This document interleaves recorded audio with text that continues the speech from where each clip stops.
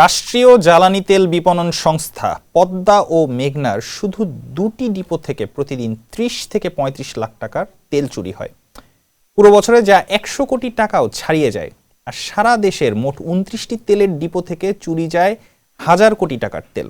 একটি সংঘবদ্ধ চক্র বছরের পর বছর সরকারি এই ডিপোগুলো থেকে তেল চুরিতে জড়িত। বিস্তারিত দেখুন ডেস্ক রিপোর্টে। রাষ্ট্রীয় জ্বালানি তেল বিপণন সংস্থা পদ্মা ও মেঘনার তেল চুরি নিয়ে এক প্রতিবেদন করেছে দৈনিক সংগ্রাম। প্রতিবেদনে বলা হয়েছে, গোদনাইলের পদ্মা ও মেঘনা ডিপোর সিন্ডিকেটের সদস্যরা ডিজেল, পেট্রোল, অকটেন প্রতারণার মাধ্যমে তেল চুরি করে। নির্ধারিত ফিলিং স্টেশন থেকে ডিজেল, পেট্রোল ক্রয়ের জন্য পে অর্ডার করলে দুটি ডিপো থেকে নির্ধারিত আইটেমের তেলের পরিবর্তে শুধু বেশি দামের অকটেন লোড দেওয়া হয়। স্ট্রবেরি সুপার ডটেড ও ক্লাসিক ভ্যারিয়েন্ট সেন্সেশন জাগুক শিহরণ।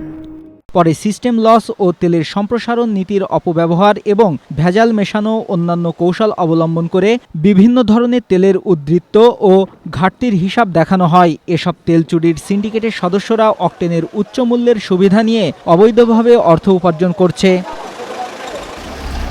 এছাড়া ডিপো থেকে তেল নিয়ে যাওয়ার পথে ট্যাঙ্ক লরি থেকেও তেল চুরির ঘটনা ঘটছে অহরহ।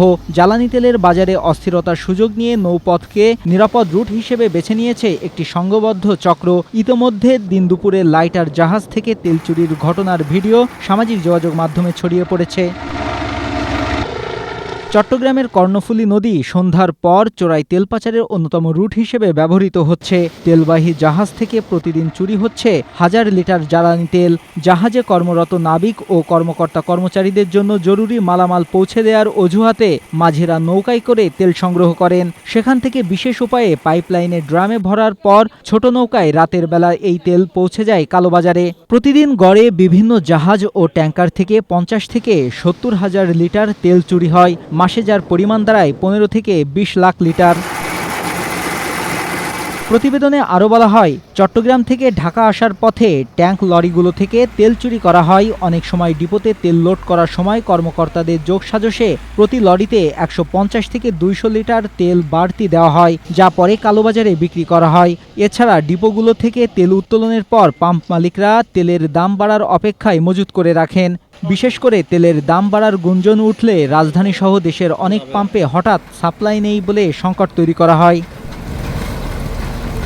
Desk report, Asia post.